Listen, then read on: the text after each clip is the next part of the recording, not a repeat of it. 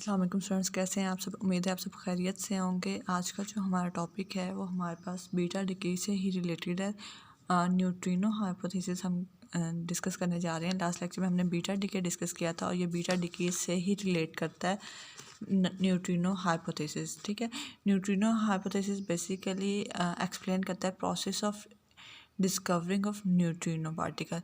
Neutrino particle की presence का कैसे पता चला और उसे किस तरह से फिर उसकी प्रॉपर्टीज़ क्या हैं और किस तरह से डिस्कवर किया गया। ठीक है, तो neutrino hypothesis basically beta particle जब एक अनस्टेबल न्यूक्लियर ने बीटा डिके अंडरगो किया। लास्ट लेक्चर में हम लोगों ने एग्जांपल ली थी कि लेट्स सपोज हमारे पास क्या है, एक प्रोटॉन जो है वो न्यूट्रॉन में कन्वर्ट हो रहा है बाय एमिटिंग एन इलेक्ट्रॉन। ठीक है, ये हमने एग्जांपल ली थी लास्ट लेक्चर में, ये प्रीवियस लेक्चर का। तो न्यूट्रिनो हाइपोथेसिस,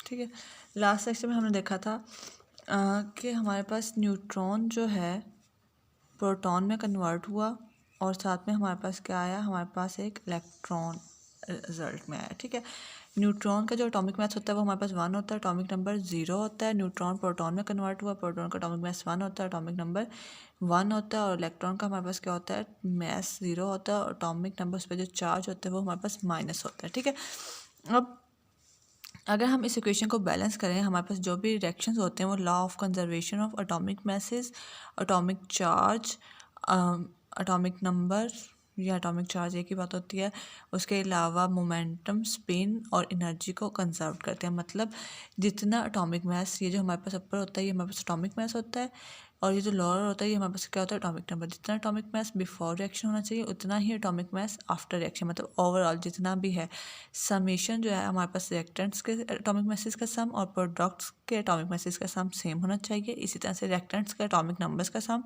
और प्रोडक्ट के एटॉमिक नंबर्स का सम सेम होना चाहिए। इसी तरह से जितनी एनर्जी हमारे पास पहले है उतनी एनर्जी बाद में होनी चाहिए। अगर नहीं है तो वो हम चेक करते हैं कि वो एनर्जी हमारे पास कहाँ कहाँ यूज़ हुई, उस एनर्जी को काउंट करके फिर हम टोटल चेक करते हैं। ठीक है, उसके अलावा हमारे पास स्पिन होती है, स्पिन सेम होनी चाहिए दोनों साइडों पे। ओवरऑल स्पिन मतलब कि before reaction overall spin and after reaction overall spin, हम इंडिविजुअल की बात नहीं कर रहे। ठीक है, उसके अलावा हमारे पास जो मोमेंटम है, अगर पहले जैसे हमने अल्फ़ा पार्टिकल में डिस्कस किया था, अल्फ़ा डिके में डिस्कस किया था कि हमारे पास इनिशियली जो होता है टारगेट रेस्ट पे होता है और उसके ऊपर हम प्रोजेक्टाइल स्ट्राइक करवाते हैं। तो उस केस में हमारे पास क्या होता है, टारगेट तो रेस्ट में होता है, उसकी वेलोसिटी भी 0 होती है, लेकिन हमारे पास आफ्टर रिएक्शन क्या होते हैं, दोनों रेजिडुअल न्यूक्लियर भी और अल्फ़ा पार्टिकल दोनों मूव कर रहे होते हैं। तो हम ये चेक करते हैं कि उनका बिफोर एंड आफ्टर, अगर मोमेंटम पहले 0 था तो क्या बाद में 0 आ रहा है। तो ये हम लोगों ने लास्ट उसमें अल्फ़ा डिके में भी डिस्कस किया था। ठीक है, तो ये हमारे पास कुछ है। तो जब इन चीज़ों को डिस्कस किया गया तो सबसे पहले हमारे पास है एटॉमिक मास। अगर हम देखें हमारे पास यहाँ पे एटॉमिक मास कितना है, 1 है। यहाँ पे रिएक्टेंट में जस्ट न्यूट्रॉन है हमारे पास, तो एटॉमिक मास 1 है। और अगर हम देखें रिएक्शन के बाद हमारे पास एक प्रोटॉन आ रहा है और एक इलेक्ट्रॉन आ रहा है। तो प्रोटॉन का एटॉमिक मास 1 है और इलेक्ट्रॉन का 0 है, तो 1 + 0 1, मतलब एटॉमिक मास हमारे पास क्या है, कंजर्व्ड है। ये हमारे पास कंजर्व्ड है। ठीक है, उसके बाद हमारे एटॉमिक नंबर की अगर बात करें तो एटॉमिक नंबर हमारे पास क्या है, न्यूट्रॉन का 0 है। बिफोर रिएक्शन एटॉमिक नंबर हमारे पास क्या है, 0 है। आफ्टर रिएक्शन अगर हम बात करें प्रोटॉन का तो हमारे पास 1 है और इलेक्ट्रॉन का हमारे पास -1 है। अब ओवरऑल अगर हम चेक करें तो ओवरऑल हमारे पास जो एटॉमिक नंबर है 1 - 1 0, तो हमारे पास atomic number before reaction and after reaction ये हमारे पास क्या है, ये हमारे पास सेम है, ये भी हमारे पास कंजर्व्ड है। ठीक है, उसके बाद हमारे पास अगर हम बात करते हैं स्पिन की, तो हमारे पास न्यूट्रॉन भी फर्मियन है, ये भी फर्मियन है और ये भी, मतलब फर्मियंस का मतलब क्या होता है कि इनकी स्पिन हमारे पास क्या है, 1/2। प्रोटॉन की भी हमारे पास 1/2 और इलेक्ट्रॉन की भी हमारे पास 1/2। तो बिफोर रिएक्शन जो स्पिन है वो हमारे पास है 1/2। आफ्टर रिएक्शन हमारे पास क्या है, 1/2 इसकी और 1/2 इसकी। 1/2 + 1/2 कितनी होगी, 1। तो हमारे पास क्या है, यहाँ पे स्पिन जो है वो हमारे पास कंजर्व नहीं है। ठीक है, इसी तरह से हम रेस्ट मैसेज की बात करें, मतलब न्यूट्रॉन का जो मैस है और प्रोटॉन और इलेक्ट्रॉन के मैस को हम कंबाइनली कैलकुलेट करें तो वो मैस भी हमारे पास कुछ मैस क्या है, मिस आता है, कम आता है मैस। मतलब जितना मैस न्यूट्रॉन का टोटल है, प्रोटॉन और इलेक्ट्रॉन का मिला के उतना मैस नहीं होता बल्कि कुछ कम होता है। ठीक है, तो हमारे पास जो एटॉमिक रेस्ट मैसेज हैं वो भी हमारे पास कुछ मिस है,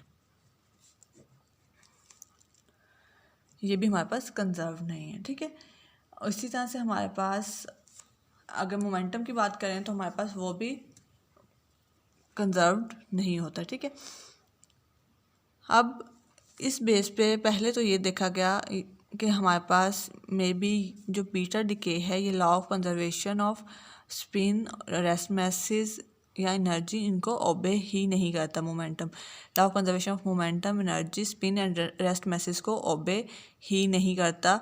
यहाँ पे बीटा डिके में हमारे पास कुछ लॉस जो है वो वायलेट कर रहे हैं, लेकिन बाद में इसे कांस्टेंट इस पर रिसर्च की गई और उससे हमें ये पता चला कि हमारे पास 1933 में पॉली एक साइंटिस्ट था,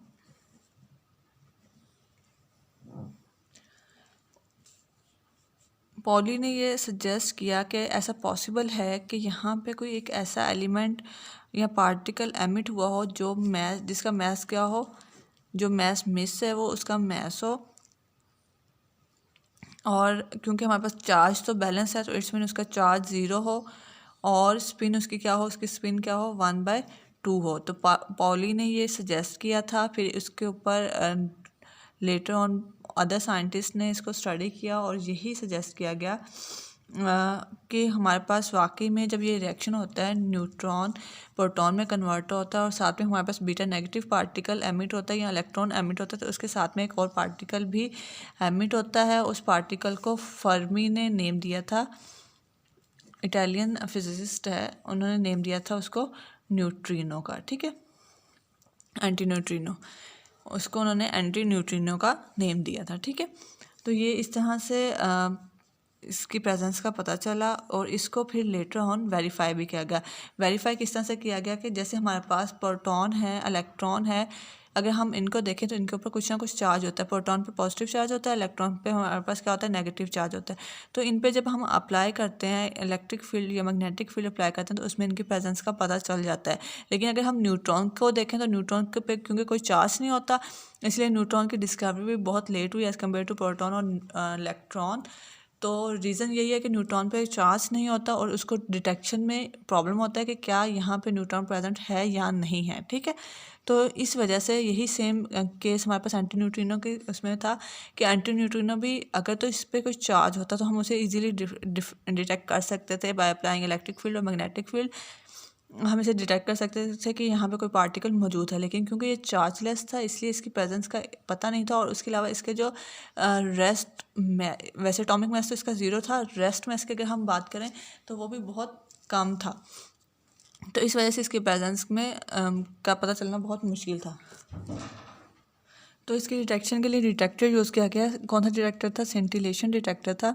हमारे पास डिटेक्टर की डिफरेंट टाइप्स होती हैं जिनको हम यूज़ कर सकते हैं for the detection of different particle, जैसे प्रोटॉन है, इलेक्ट्रॉन है, न्यूट्रॉन है, हम इनको डिटेक्ट करने के लिए यूज़ कर सकते हैं। और डिटेक्टर किस तरह से वर्क करते हैं, ये इस तरह से वर्क करते हैं कि हम लोग सबसे पहले कोई भी इसमें आयन, कोई भी रे, अल्फ़ा पार्टिकल या कोई भी पार्टिकल इंटर करवा के इसमें जो गैस फिल की होती है उसे आयनाइज करवाते हैं। उसके आयनाइजेशन से हमारे पास क्या होता है, करंट जनरेट होता है। करंट पल्स को डिटेक्ट करते हुए हम बताते हैं कि हमने इसमें जो पार्टिकल इंटर करवाया था उसकी एनर्जी क्या थी। तो इस तरह से हम डिटेक्टर्स को डिटेक्ट करते हैं। डिटेक्टर्स को हम डिटेल में डिस्कस करेंगे, उनकी टाइप्स को और उनके प्रोसेसेस को डिटेल में डिस्कस करेंगे नेक्स्ट चैप्टर में। ठीक है, तो यहाँ पे हम सेंटिलेशन डिटेक्टर को यूज़ कर रहे हैं और इसका मेथड क्या है कि हम लोगों ने सबसे पहले क्या किया, एक टैंक लिया, उसमें हमने क्या किया, टैंक में हमने वाटर और हम लोगों ने और कैडमियम क्लोराइड इसमें हमने फिल किया।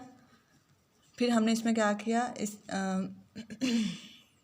फिर इसमें हमने एंटी न्यूट्रिनो जब पास करवाया, आपको पता है यहाँ पे हमारे पास क्या था, जब हमने यहाँ पे डिस्कस किया था कि हमारे पास एंटी न्यूट्रिनो जो है वो प्रोटॉन के साथ रिएक्ट करता है, प्लस न्यूट्रिनो, जब एंटी न्यूट्रिनो प्रोटॉन के साथ रिएक्ट करता है तो रिजल्ट में हमारे पास क्या आता है, न्यूट्रॉन और इलेक्ट्रॉन, पॉजिट्रॉन हमारे पास आता है। तो हमने क्या किया कि हम लोगों ने एक ऐसा मिक्सचर बनाया जिसमें हमारे पास प्रोटॉन इनरिच हैं, क्योंकि एंटी न्यूट्रिनो प्रोटॉन के साथ रिएक्ट करता है। तो एंटी न्यूट्रिनो के प्रेजेंस को जानने के लिए हम लोगों ने एक ऐसा मटेरियल, एक ऐसा मिक्सचर प्रिपेयर किया जिसमें हमारे पास प्रोटॉन इनरिच हो, मतलब वाटर हमने लिया और साथ में हमने कैडमियम क्लोराइड लिए। जब हम लोगों ने एंटी न्यूट्रिनो इसमें इंटर करवाया, एंटी न्यूट्रिनो प्रोटॉन के साथ रिएक्ट करेगा और रिजल्ट में हमारे पास क्या आएगा, न्यूट्रॉन और पॉजिट्रॉन आएगा।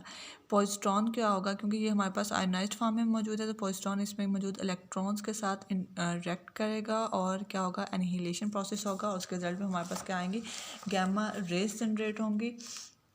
और ये गैमा रेज जो है, इसमें हमने जो सेंटिलेटेड प्रोसेस किया हुआ है, ये वहाँ से क्या होगा, लाइट जनरेट करेंगे उसमें और उससे हमारे पास क्या होगी, पल्स आएगी और इस तरह से हम इसकी प्रेजेंस को देख सकते हैं कि हमारे पास यहाँ पे एंटी न्यूट्रिनो मौजूद है या नहीं है। तो कोई भी हमारे पास ऐसा पार्टिकल जो न्यूट्रल हो, जिसके ऊपर कोई चार्ज ना हो, उसे डिटेक्ट करना मुश्किल होता है एज़ कम्पेयर टू पार्टिकल्स जो चार्ज्ड पार्टिकल्स हो, जैसे प्रोटॉन हो गया, इलेक्ट्रॉन होगा, उनको डिटेक्ट करना हमारे लिए इजी होता है। ठीक है, अब हमारे पास न्यूट्रिनो और एंटी न्यूट्रिनो की कुछ प्रॉपर्टीज़ हैं। उनके प्रॉपर्टीज़ हमारे पास क्या है, सबसे पहले तो हम लोगों ने देखा था, जैसे हमारे पास यहाँ पे हम लोगों ने डिस्कस किया था कि हमारे पास इक्वेशन बैलेंस थी, चार्ज बैलेंस था हमारे पास, उसका एटॉमिक मास बैलेंस था। तो हमारे पास क्या है, इसके चार्ज क्या होता है, ज़ीरो होता है। उसके अलावा हमारे पास इसका जो रेस्ट मास होता है वो ऑलमोस्ट ज़ीरो होता है, charge zero, rest mass almost zero.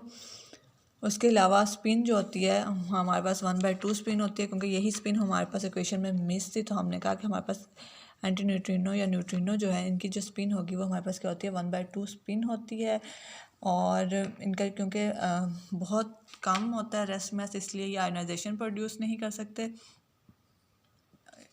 उसके अलावा इनकी जो प्रॉपर्टीज़ होती हैं वो नॉन इलेक्ट्रोमैग्नेटिक होती हैं, स्पिन 1/2 होती है, ये फर्मियोन होते हैं। और इसके जो फ्लेवर्स होते हैं वो हमारे पास 3 होते हैं, electron neutrino, muon neutrino and tau neutrino. ठीक है, तो ये हमारे पास न्यूट्रिनो की प्रॉपर्टीज़ हैं।